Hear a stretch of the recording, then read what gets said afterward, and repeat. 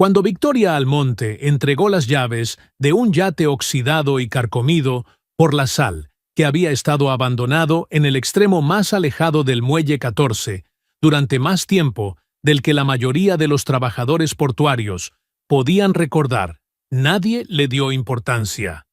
El administrador del puerto se encogió de hombros con desdén.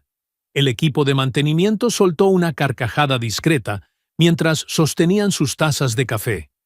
Algunos de los hombres mayores, que habían pasado décadas observando barcos ir y venir, simplemente intercambiaron miradas cargadas de escepticismo y volvieron a sus labores, porque según su experiencia, cuando la gente rica regalaba algo sin costo, era simplemente porque el objeto ya no valía el esfuerzo de remolcarlo hacia el desguace.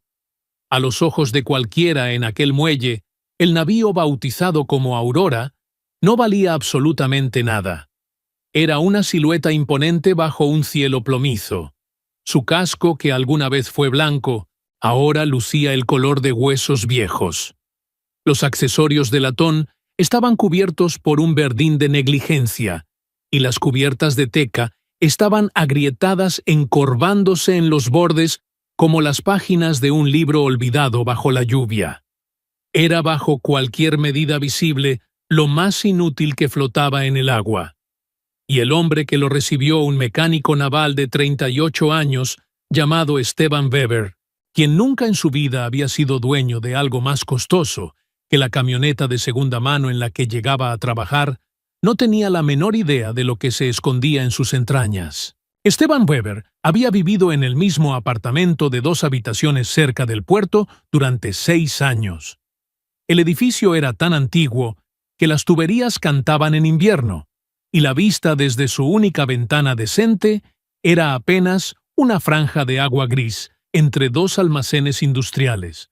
Pero era suyo, lo pagaba honestamente, y eso era lo que le importaba.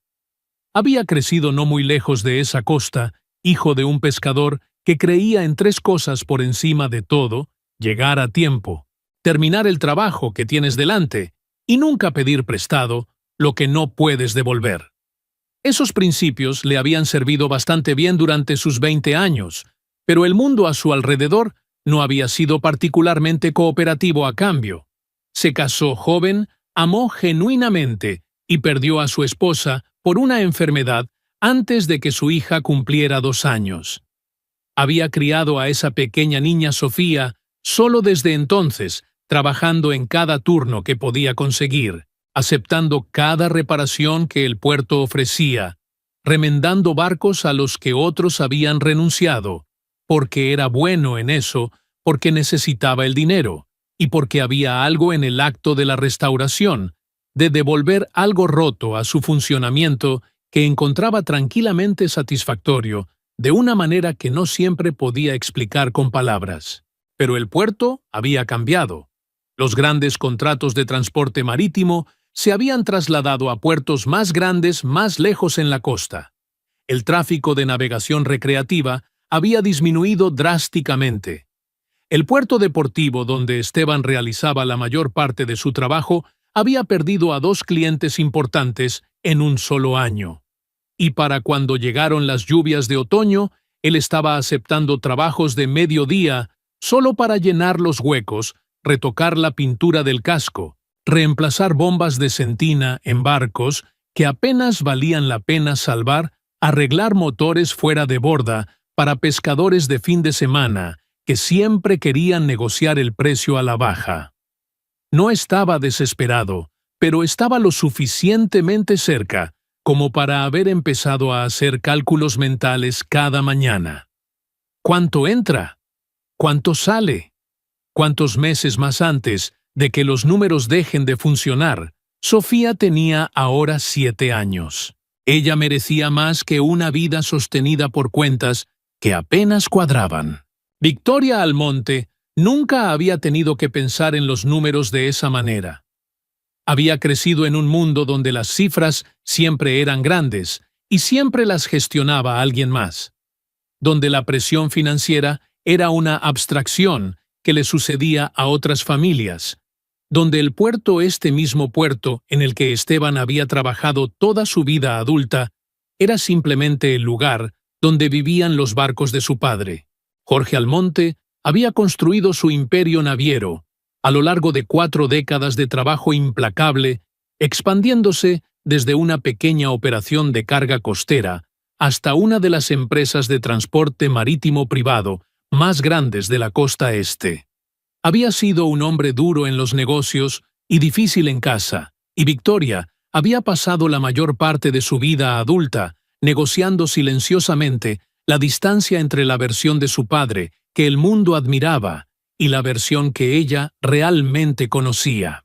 Cuando él murió hace 18 meses, repentinamente de un infarto en su escritorio, de esa manera, en que a veces se van los hombres dedicados al trabajo duro, dejó una empresa que funcionaba bien, un patrimonio legal que requería un equipo completo de abogados para desenredar y un silencio complicado en el que su hija todavía estaba aprendiendo a vivir.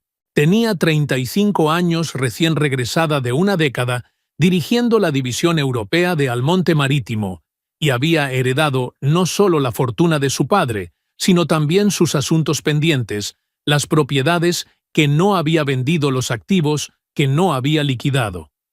Las cosas a las que simplemente se había aferrado, sin explicar nunca por qué. El Aurora era una de esas cosas. El yate aparecía en el registro de activos como un ítem solitario, casi como una ocurrencia tardía, escondido entre el contrato de arrendamiento de un almacén en Mazatlán y un barco piloto retirado en dique seco. Valor estimado mínimo. Condición pobre. Acción recomendada disposición. Los abogados de Victoria lo habían marcado para una resolución rápida, venderlo como chatarra, cedérselo a la autoridad portuaria y seguir adelante. Pero cuando Victoria condujo hasta el muelle, en una lluviosa mañana de octubre, para ver ella misma el inventario de la propiedad, se encontró parada frente a la Aurora durante un largo tiempo sin moverse, porque algo en el barco trascendía la contabilidad racional y tocaba una fibra mucho más profunda. Recordaba tener 8 años parada en un muelle muy parecido a este, observando a su padre caminar por la pasarela de la Aurora con un propósito particular que nunca mostraba en la mesa de la cena.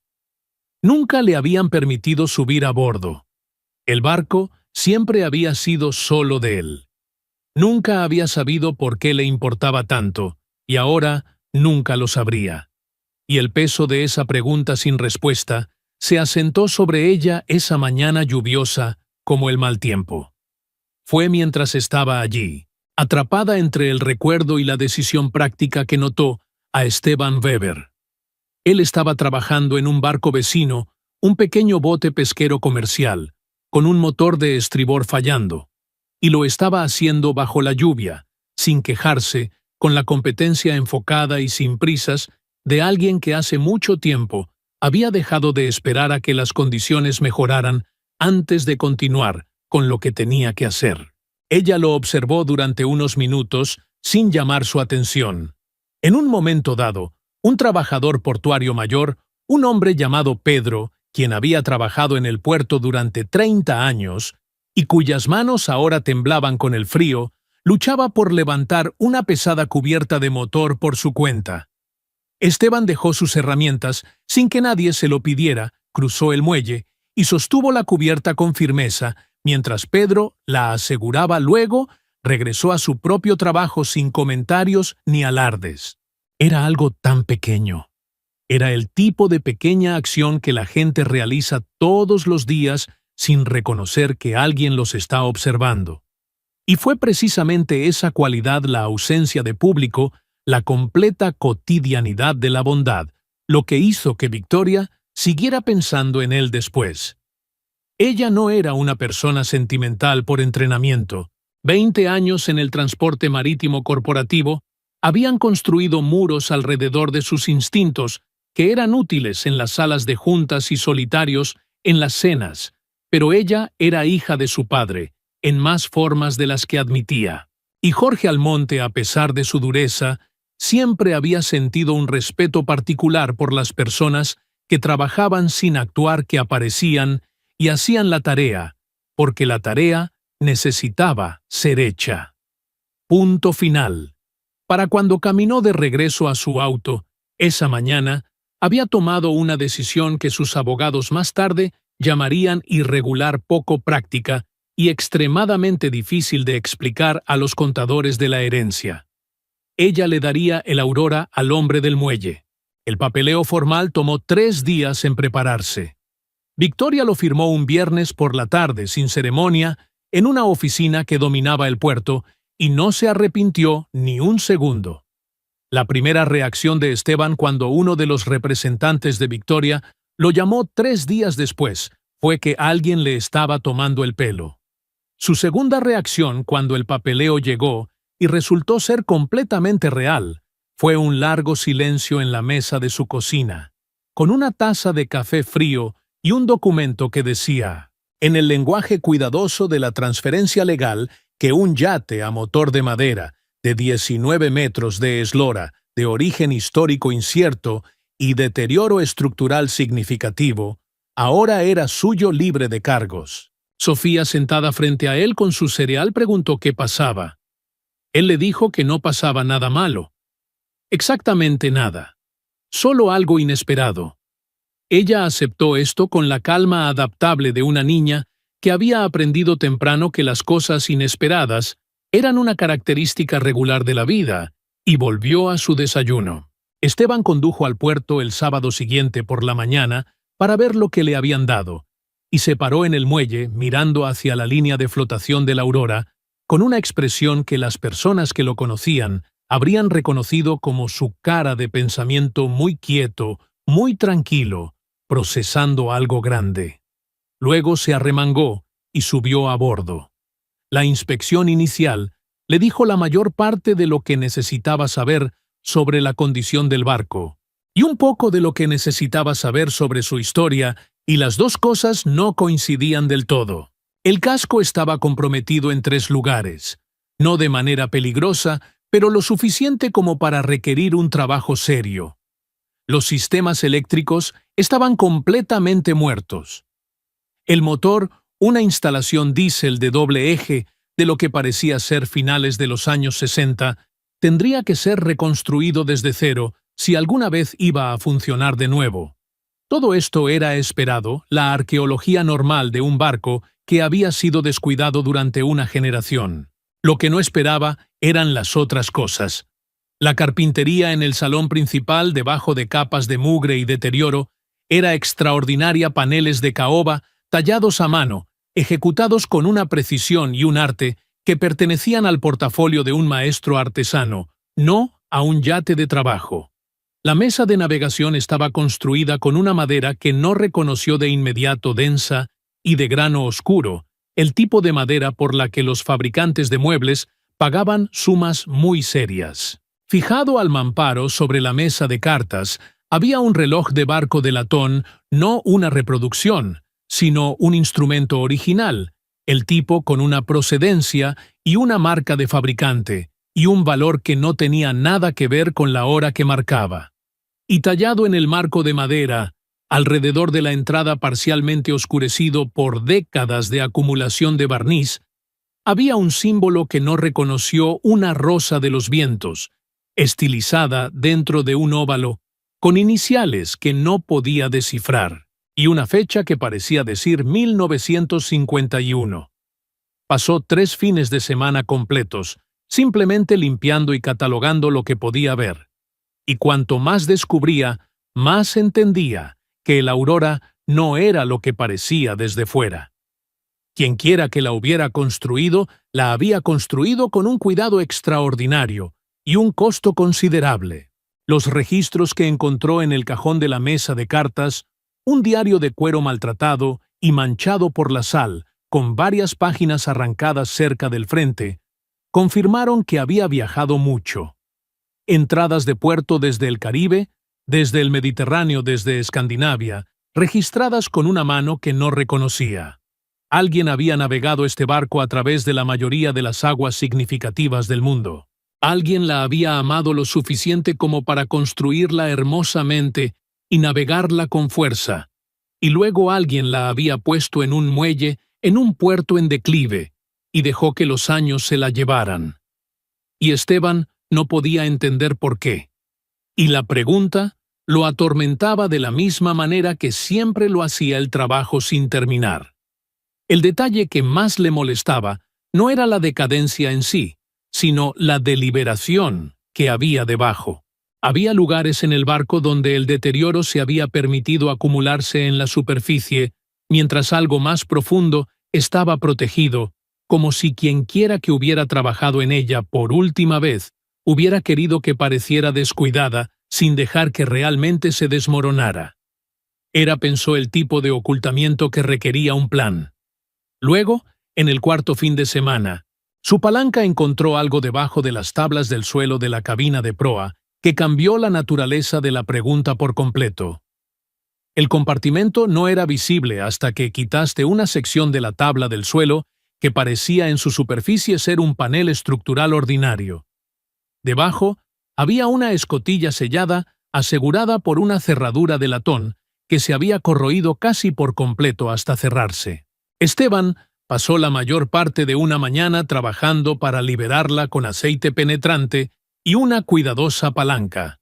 Y cuando finalmente cedió, cuando la escotilla se abrió sobre sus pesadas bisagras y el aire viciado de abajo subió a recibirlo, mantuvo su linterna hacia abajo en la oscuridad y se quedó muy quieto. No fue la oscuridad lo que lo detuvo, fue el olor. Papel viejo, cuero, viejo, aceite de linaza, la dulzura seca y particular de los documentos preservados en un espacio cerrado durante mucho tiempo. Se bajó a través de la escotilla hacia un compartimento aproximadamente del tamaño de un pequeño armario construido en la estructura de la quilla del barco y se encontró rodeado por la colección de artefactos marítimos más cuidadosamente preservada que jamás hubiera visto fuera de un museo. Había cartas enrolladas protegidas en tubos de piel de aceite. Había fotografías en blanco y negro, enmarcadas con el vidrio aún intacto, que mostraban a una Aurora más joven y elegante en varios puertos, junto a otros barcos con figuras paradas en su cubierta, cuyas caras eran demasiado pequeñas para distinguir. Había diarios encuadernados, 3 de ellos, además del que estaba en la mesa de cartas. Estos estaban completos con todas sus páginas escritas con la misma mano cuidadosa. Y en el centro del compartimento, descansando sobre un trozo doblado de tela de vela, como si hubiera sido colocado allí deliberadamente, había un pequeño estuche plano que contenía lo que parecía ser un instrumento de navegación, un sextante muy antiguo, muy fino, y en su tapa una escritura grabada, un nombre que Esteban Weber reconoció de inmediato. Se sentó con él en el espacio tenue debajo de las tablas del suelo, durante mucho tiempo, sin moverse, con la linterna equilibrada sobre su rodilla. Los sonidos del puerto, las gaviotas, las cuerdas, la maquinaria distante, continuaban arriba y a su alrededor. Apenas escuchó nada de eso, porque el nombre en ese sextante lo cambiaba todo. El capitán Ramón Hall no era famoso de la manera en que los atletas, o los políticos, o las figuras del entretenimiento son famosos. Pero en el mundo de la historia marítima, entre los entusiastas de las regatas oceánicas, entre los coleccionistas de instrumentos náuticos y barcos de época, entre los estudiosos que documentaron la edad de oro de la navegación de altura, era una figura de leyenda genuina.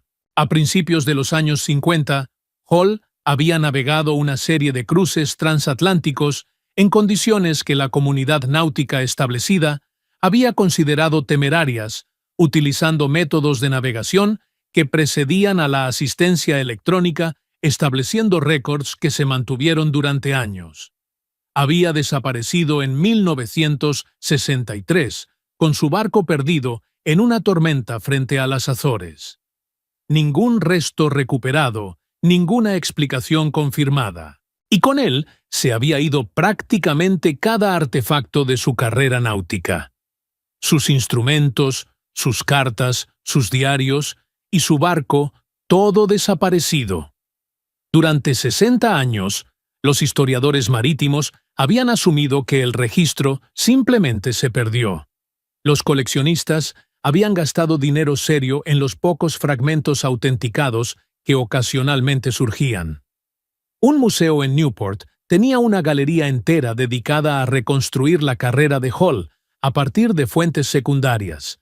Y aquí, en la panza sellada de un yate olvidado, en un pequeño puerto de la costa atlántica, había un archivo completo. Los diarios por sí solos, si eran auténticos, reescribirían la historia documentada de los cruces de Ramón Hall. El sextante, si se podía establecer su procedencia, era irreemplazable. Esteban lo sostuvo con ambas manos y entendió con la lenta certeza de un hombre que acaba de abrir una puerta hacia algo mucho más grande que la habitación que esperaba, que nada sobre la siguiente parte de su vida sería predecible. Esteban fue a casa esa noche y se sentó a la mesa de su cocina durante mucho tiempo después de que Sofía se durmiera. No era un hombre que usara mucho el Internet.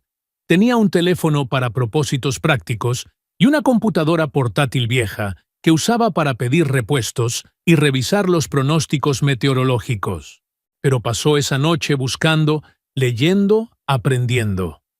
A las 2 de la mañana, entendió lo suficiente como para saber que lo que había encontrado era real, que era significativo y que el mundo de las personas que se preocupaban por esas cosas se preocuparía enormemente.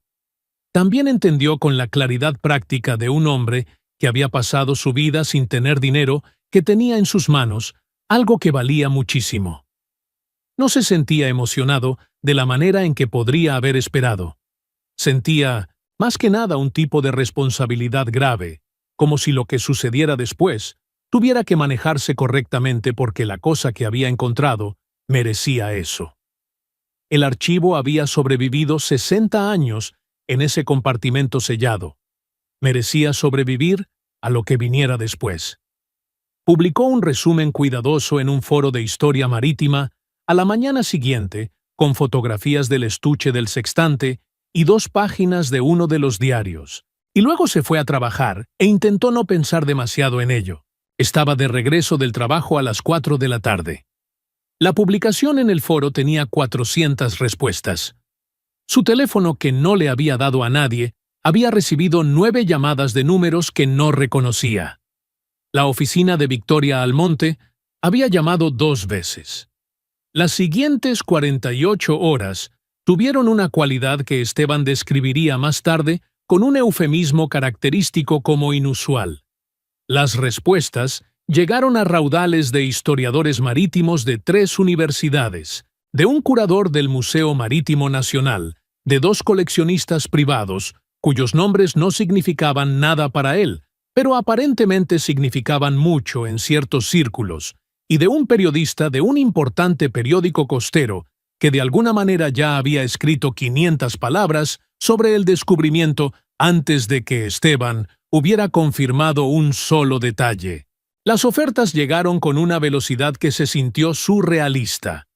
Un coleccionista propuso 5 millones de pesos mexicanos solo por el sextante. Otro ofreció 12 millones de pesos mexicanos por el archivo completo. Una tercera parte, un grupo de inversión del que Esteban nunca había oído hablar y cuyo propósito no alcanzaba a descifrar, envió una carta formal ofreciendo 20 millones de pesos mexicanos por todo el barco y su contenido. Sin verlo. El apetito del dinero lo sorprendió. La velocidad del mismo lo inquietó.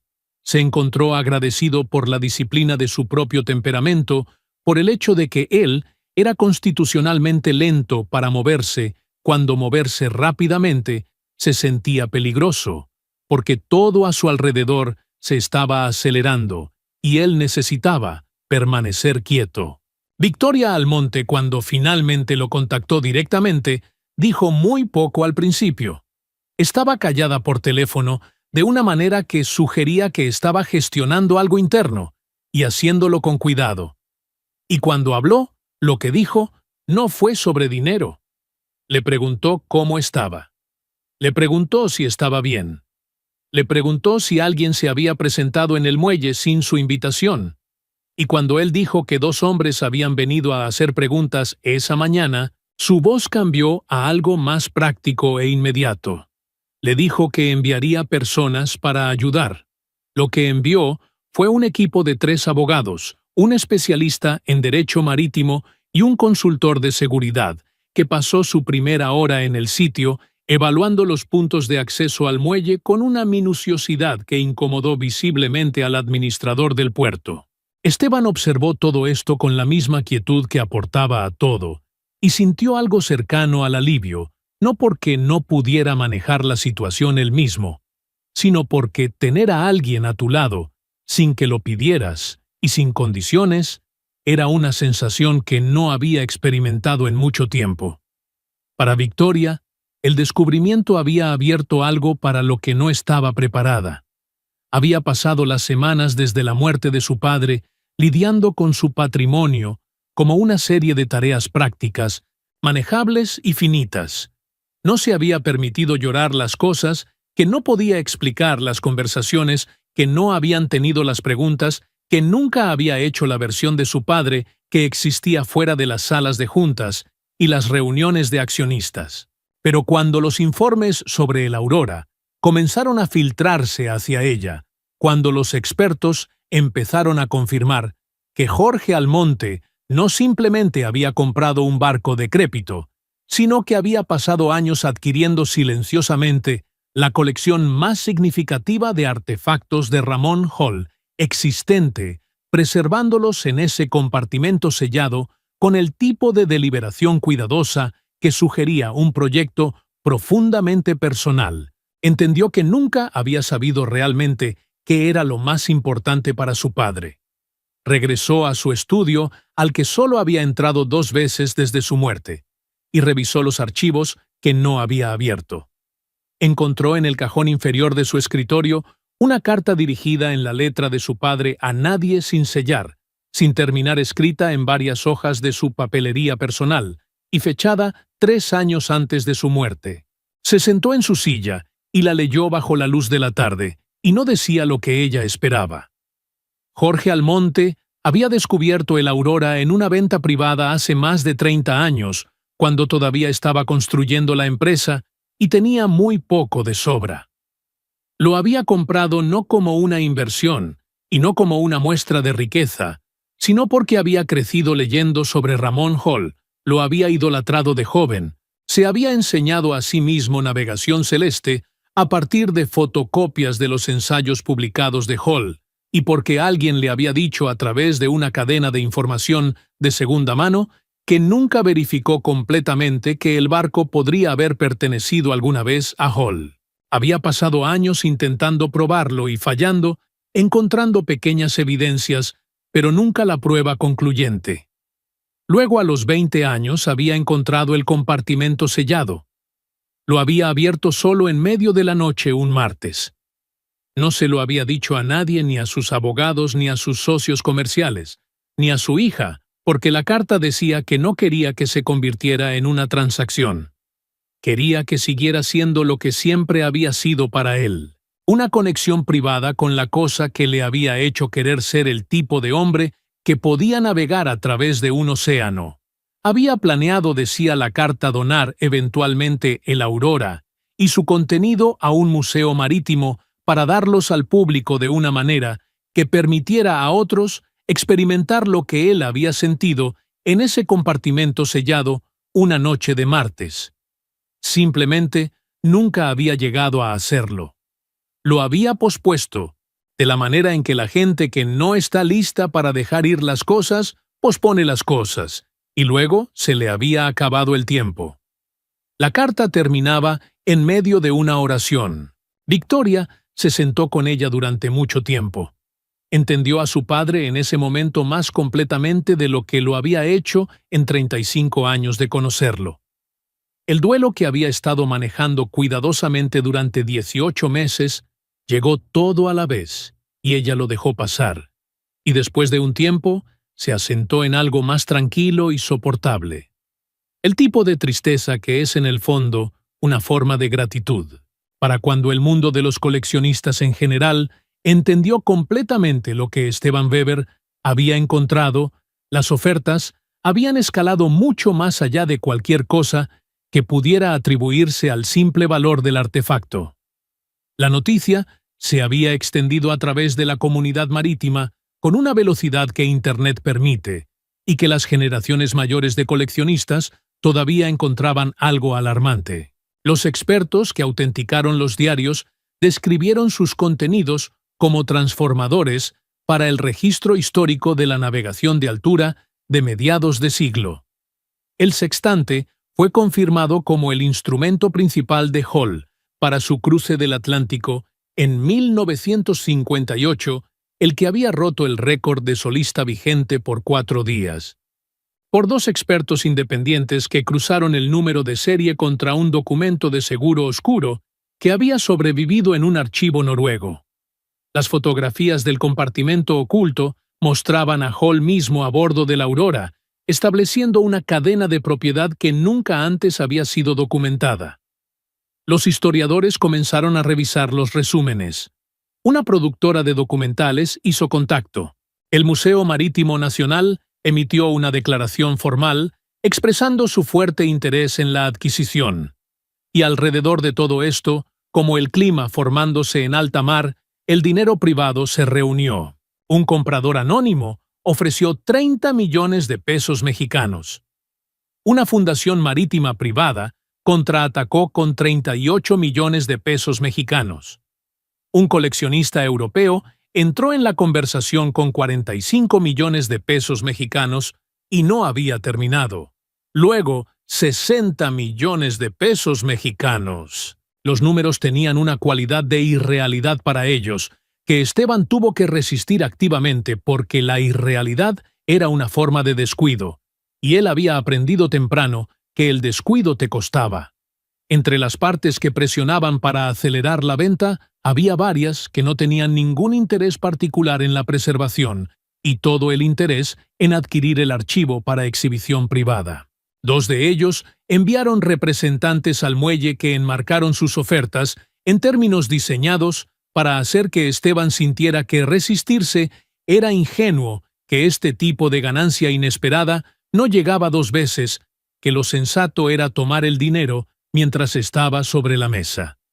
Esteban escuchó a cada uno de ellos con la atención paciente que le daba a todo, les agradeció por su tiempo y dijo que estaría en contacto. No cambió su cronograma. No cambió sus condiciones. Victoria, observando desde una ligera distancia, reconoció en su firmeza una cualidad que había pasado años cultivando en sí misma a través de un esfuerzo considerable y que parecía en Esteban Weber ser simplemente la base. Encontró esto inesperadamente cercano a lo admirable. Los abogados de Victoria se habían movido rápidamente para asegurar los intereses de Esteban, no porque él se lo hubiera pedido, sino porque Victoria se lo había ordenado sin dudarlo, de una manera que sorprendió incluso a su propio equipo legal. Ella se había sentado frente a una mesa de conferencias con Esteban Weber, una vez para entonces, en una reunión organizada para discutir las ofertas competitivas, y lo había encontrado sorprendentemente consistente con la impresión que se había formado en el muelle esa lluviosa mañana de octubre sin prisas, con ojos claros, honesto, sobre lo que no sabía, incapaz de representar una emoción que no estaba sintiendo realmente. Él le había preguntado en esa reunión por qué le había dado el barco no con sospecha, sino con curiosidad genuina, el tono de alguien que quería entender, en lugar de asignar motivos. Ella le había dicho la verdad. No estaba del todo segura que lo había visto trabajando sin público y había reconocido algo en ello, que no había estado lista para dejar que el Aurora se convirtiera en un ítem contable. Él había asentido lentamente como si eso tuviera cierto sentido y no había presionado más. Lo que más le impactó fue que él no había preguntado por dinero ni una sola vez, ni en esa reunión, ni en ninguna de las conversaciones que siguieron. Lo que preguntó fue sobre el archivo, si podría mantenerse unido, si sería accesible, si lo que fuera que le sucediera eventualmente a la Aurora honraba lo que ella había sido utilizada para en lugar de simplemente lo que valía. Hubo una pieza más de la historia que surgió en las semanas anteriores a la subasta final, y llegó a través de un pequeño detalle en uno de los diarios que un historiador marcó durante la autenticación en la letra del propio Ramón Hall. En una entrada fechada en julio de 1960, había una referencia a un joven que había formado parte de su tripulación. Durante una temporada, un hombre que había mostrado escribió Hall, un instinto inusual para el mar y una calidad de atención que lo hacía confiable en el clima. El nombre del hombre era Jorge. No había apellido. No había forma de confirmar con certeza que se refiriera a Jorge Almonte. El cronograma podría encajar con un joven de esa edad, pero era circunstancial. Victoria leyó la entrada 3 veces. No podía probarlo y no lo reclamaría como un hecho. Pero entendió sentada sola con el diario, en la tranquilidad del estudio de su padre, que podría ser la pieza final de una historia que su padre había pasado toda su vida intentando completar. Que él había encontrado el barco no por casualidad, sino porque ya lo conocía. Que había preservado el archivo no como un coleccionista, sino como un testigo. Que el Aurora no había sido solo un pasatiempo, o una inversión, o un apego sentimental, sino una forma de tributo de un hombre que había aprendido una vez en medio de un océano lo que significaba confiar en algo más grande que uno mismo. Dejó el diario y se sentó con todo eso, la vida de su padre, las manos de Esteban, la verdad enterrada de la Aurora, hasta que la luz de la tarde abandonó la habitación. La subasta formal tuvo lugar un jueves a finales de noviembre en una sala de exposiciones convertida cerca del puerto que se había organizado con poca antelación, con el tipo de eficiencia que produce el dinero serio. 11 postores registrados participaron representando colecciones e instituciones de 5 países. Los procedimientos fueron manejados por una de las principales casas de subastas marítimas que había despejado su calendario de diciembre para acomodar el cronograma.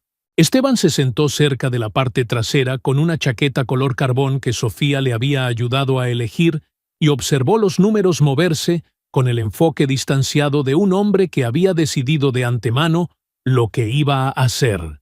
Independientemente de dónde se detuvieran, Victoria se sentó 3 filas delante de él con la espalda recta, su expresión ilegible, para cualquiera que no la conociera lo suficiente como para ver la emoción controlada en la postura de sus hombros. La sala en sí tenía una atmósfera particular esa mañana. Parte apertura de museo, parte evento financiero, parte algo más difícil de categorizar. El tipo de quietud cargada que ocurre cuando una cosa que ha sido privada durante mucho tiempo es repentinamente, irrevocablemente pública. Los periodistas ocuparon 2 filas cerca de la pared lateral. Especialistas en conservación de la comunidad museística se sentaron juntos cerca del frente, sosteniendo portapapeles que realmente no necesitaban. Varios de los historiadores marítimos mayores que habían pasado sus carreras estudiando a Ramón Hall estaban presentes, y algunos de ellos tenían la mirada ligeramente aturdida, de personas a las que les habían dicho que algo que habían descartado como permanentemente perdido no estaba perdido después de todo, y que todavía estaban en algún lugar por debajo de la compostura profesional, recalibrando lo que eso significaba para todo lo que creían saber. La subasta abrió en 18 millones de pesos mexicanos, y avanzó hacia arriba con una firmeza que el subastador, un hombre acostumbrado a las ventas de alto valor, describió más tarde como una de las escaladas más limpias que jamás había visto. 26 millones, 34, 41, 50, 62. En 67 millones, 2 postores se retiraron. En 73 millones, un tercero. A 79 millones de pesos mexicanos. Un número que se sintió en la sala como el océano en marea alta, vasto y final. Y extrañamente tranquilo, el martillo cayó. Hubo una pausa de quizás 3 segundos antes de que la sala respondiera.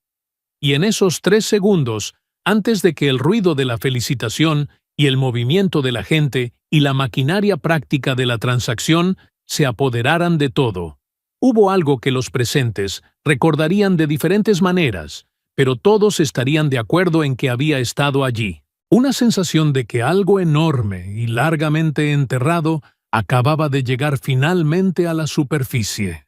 Esteban había establecido dos condiciones antes de aceptar la venta, y las había declarado clara y tempranamente, y no se había movido de ellas independientemente de la presión que varias partes habían aplicado en las semanas previas a la subasta. La primera condición era que el Aurora mismo, el barco, el casco, el cuerpo cuidadosamente construido del navío, debía ser preservado en una condición accesible al público, no encerrado en una colección privada, no exhibido en un vestíbulo corporativo, sino restaurado y presentado en un museo marítimo, donde la gente común pudiera caminar a bordo, pudiera pararse en el salón con su extraordinaria carpintería, pudiera mirar la mesa de cartas donde Ramón Hall había calculado sus posiciones en medio del Atlántico. La segunda condición era que el archivo, los diarios, las cartas, las fotografías, el sextante fuera donado a una institución con el mandato explícito de continuar la investigación académica sobre la carrera de Hall, no vendido por separado, no dividido, entre coleccionistas, mantenido unido, como había sido mantenido, como Jorge Almonte había intentado. El postor ganador, una fundación marítima con un mandato de preservación que coincidía con las condiciones de Esteban, casi exactamente. Había acordado ambas antes de que comenzara la subasta. Los abogados lo habían documentado cuidadosamente. Sintió Esteban el resultado correcto, aunque también fuera bajo cualquier medida objetiva, la cosa más grande que jamás había sucedido en su vida. Se quedó afuera después en el frío de noviembre, con las manos en los bolsillos, observando las luces del puerto reflejarse en el agua. Sofía estaba en casa con una vecina esperándolo, y él había prometido traerle postre de la buena pastelería en el camino. Estaba pensando en eso, la ordinariez específica del recado, el placer particular de ello, cuando escuchó pasos detrás de él, y se giró para encontrar a Victoria Almonte, parada en el borde del muelle, con el cuello de su abrigo subido contra el viento mirando hacia el mismo tramo de agua oscura. Se quedaron allí por un momento en un silencio cómodo, del tipo que no necesita ser gestionado. Ella le dijo que había encontrado la referencia al joven en el diario al miembro de la tripulación llamado Jorge. Le dijo que no podía estar segura, pero que creía que era su padre, que creía que él había conocido a Hall, había navegado con él y había pasado el resto de su vida manteniendo silenciosamente la conexión viva de la única manera que sabía. Esteban escuchó sin interrumpir. Luego dijo tranquilamente que tenía sentido para él que a veces la gente se aferrara a las cosas no por lo que valían, sino por lo que se demostraban a sí mismos sobre quiénes habían sido una vez. Victoria lo miró por un largo momento.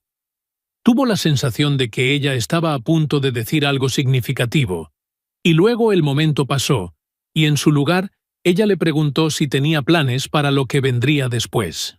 Él los tenía. Resultó que lo había estado pensando durante semanas.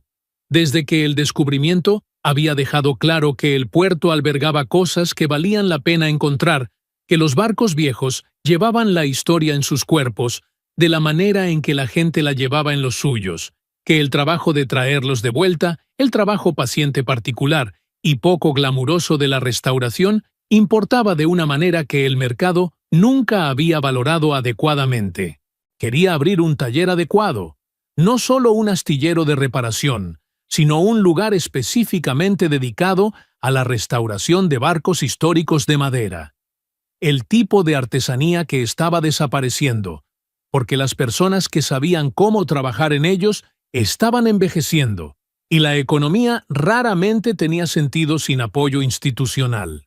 Había hablado con algunos de los artesanos mayores en el puerto, que todavía tenían el conocimiento, que recordaban técnicas que de otro modo se perderían sin documentar, que enseñarían si alguien construyera un lugar digno de enseñar. Tenía un lugar en mente, un cobertizo de construcción de barcos en desuso, en el extremo norte del puerto, que había estado vacío durante años. Ya tenía un nombre para él. Le dijo a Victoria el nombre, y ella se quedó callada por un momento, y luego sonrió. No la sonrisa cuidadosa y profesional que le había visto usar en las reuniones, sino algo más pequeño y genuino que cambió su rostro por completo. Le dijo que le gustaría invertir si él la aceptaba. No como benefactora, dijo. Como socia, dijo él sin dudarlo.